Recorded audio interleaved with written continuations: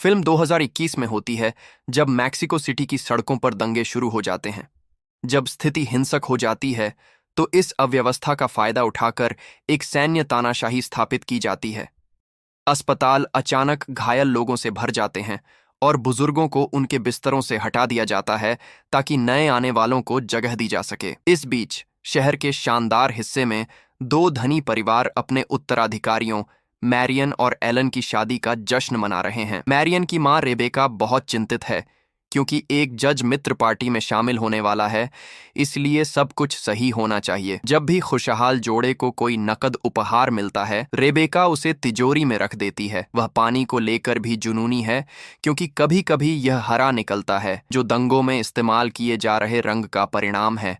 हालांकि उनके पति इवान उन्हें कहते हैं कि उन्हें आराम करने की जरूरत है। ज्यादातर लोग, जिसमें मैरियन का भाई डैनियल शामिल है, जल्दी पहुंच गए, लेकिन कई मेहमानों को अवरुद्ध सड़कों के कारण घर तक पहुंचने में परेशानी हो रही है। एक जोड़े की कार और कपड़ों पर तो हरा रंग भी फेंका गया। पार्टी के दौरान मैरियन को मां मार्ता द्वारा संपर्क किया जाता है, जो पूछती है कि क्या वह पूर्व कर्मचारी रैंडो के लिए 1 मिनट दे सकती है। पता चलता है कि उनकी पत्नी अलीसा, जो पहले इस परिवार के लिए काम करती थी, बहुत बीमार है और उसे तुरंत सर्जरी की जरूरत है। रोलांडो ने सार्वजनिक अस्पताल में सब कुछ तैयार किया था, लेकिन प्रदर्शनकारियों ने कब्जा कर लिया और अब उसे निजी क्लिनिक में ले जाना पड़ता है, जिसके लिए उसे पैसे चाहिए।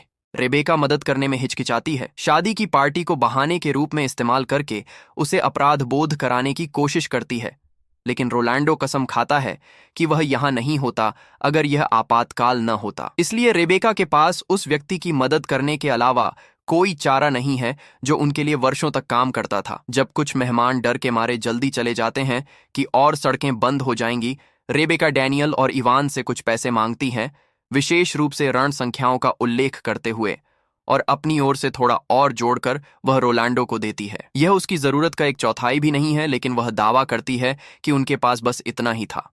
वह पार्टी में वापस चली जाती है। रोलांडो दरवाजे पर रुककर सोचता है कि क्या करे। तभी वह मैरियन को देखता है और उसे बुलाता है। शादी की बधाई देने के बाद अपनी स्थिति समझाता है। मैरियन हमेशा से रोलांडो और उनकी पत्नी को पसंद करती थी, इसलिए वह अतिरिक्त पैसे मांगने के लिए तुरंत अंदर जाती है। डैनियल उसे इवान से पूछने के लिए कहता है, लेकिन मैरियन जानती है कि इवान पैसे के मामले में कैसा है और उसे यह विचार बुरा लगता है, जिसके कारण डैनियल खुद मामले को अपने हाथ में लेता है। वह बाहर जाता है और रोलांडो को अपनी जेब में बचे हुए सारे पैसे दे देता है, जो ज्यादा नहीं है, और उसे जाने के लिए कहता है, वरना वह सुरक्षा को बुलाएगा। मैरियन फिर भी हार नहीं मानती और रोलांडो से इंतजार करने के लिए कहती है।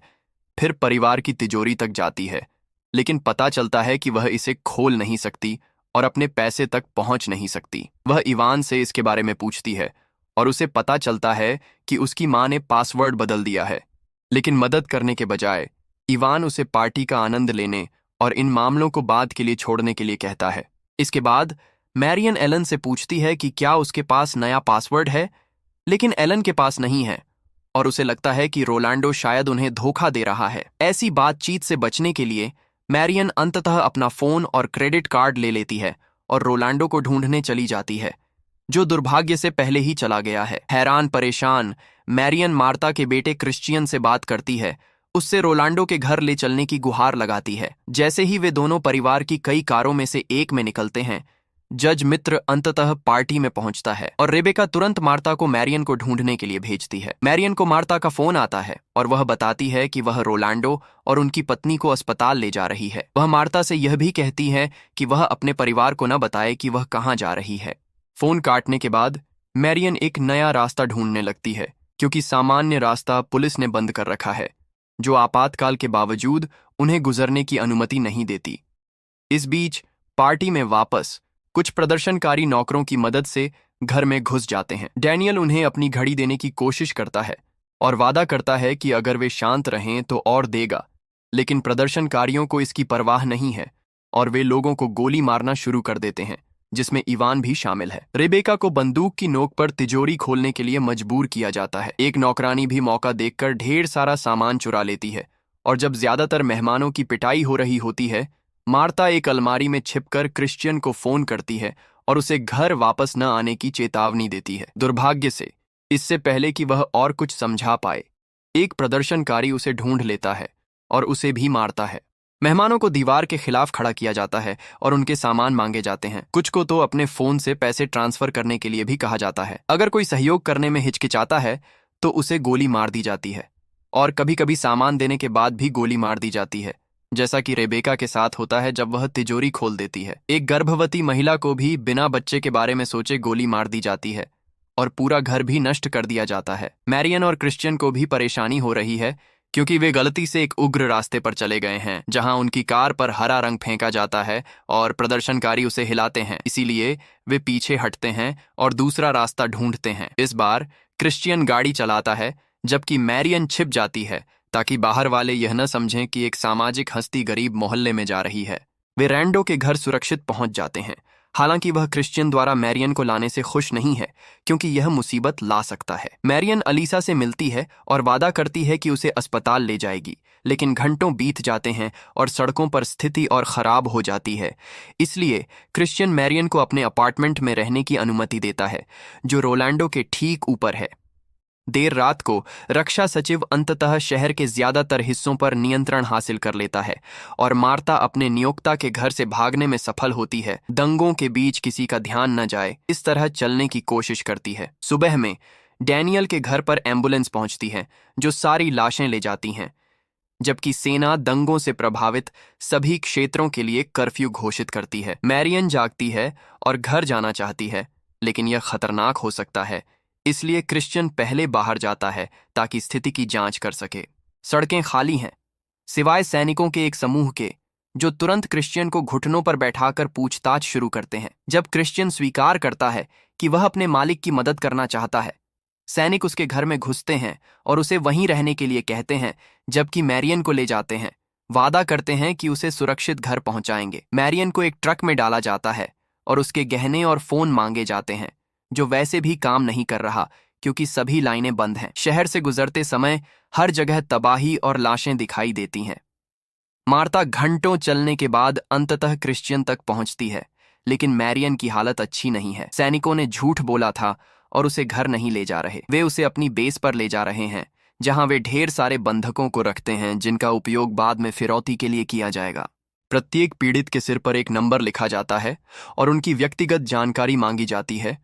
फिर उन्हें बाकियों के साथ एक सेल में डाल दिया जाता है। अगर वे सहयोग नहीं करते तो उनके साथ हिंसा की जाती है। कभी कभी कुछ सैनिक आते हैं और महिलाओं को एक खुले कमरे में ले जाते हैं ताकि उनका फायदा उठा सकें। अस्पताल में डैनियल अंततः टूट जाता है जब उसे अपनी पत्नी और रेबेका के अंतिम संस्कार की व्यवस्था करने की याद दिलाई जाती है। बाद में एलन डैनियल को अपने पिता के पास ले जाता है, जो जनरल ऑरबे का दोस्त है। वे इस जनरल से मैरियन को ढूंढने के लिए कुछ तार जोड़ने की मांग करते हैं और औरबे जितना हो सके उतना करने का वादा करता है। जब अंतिम संस्कार का समय आता है तो ज्यादा लोग नहीं आते क्योंकि उनके ज्यादातर रिश्तेदार और दोस्त मर चुके हैं।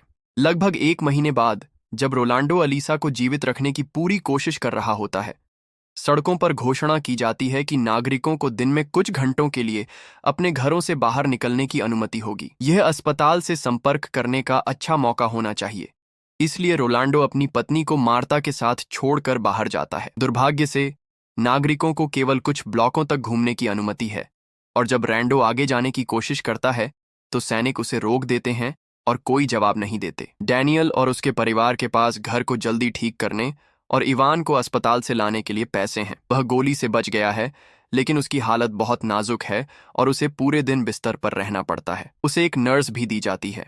एलन की मां सोचने लगती है कि मैरियन के मिलने तक उन्हें कितना इंतजार करना पड़ेगा ताकि वे आगे बढ़ सकें, और इससे भी बदतर, अपनी सहानुभूति की कमी के साथ वह कभी कभी नर्स को इस तरह आदेश देती है जैसे वह नौकरानी हो। बेस पर सैनिक अंततः अपनी योजना को अमल में लाते हैं, बंधकों के वीडियो रिकॉर्ड करके, जिसमें वे अपने रिश्तेदारों से उनकी रिहाई के लिए पैसे देने की गुहार लगाते हैं। ये वीडियो बाद में पीड़ितों के परिवारों को भेजे जाते हैं। एक रात अलीसा की सेहत सबसे निचले स्तर पर पहुंच जाती है, इसलिए रोलांडो जोखिम उठाकर बाहर डॉक्टर ढूंढने जाता है। दुर्भाग्य से जब वह रुकने के लिए कहा जाता है तो वह नहीं रुकता और सैनिकों द्वारा गोली मार दी जाती है, और उसी रात उसकी पत्नी की भी मृत्यु हो जाती है। कुछ समय बाद क्रिश्चियन और मार्ता दोनों को अलविदा कहने के लिए चर्च जाते हैं।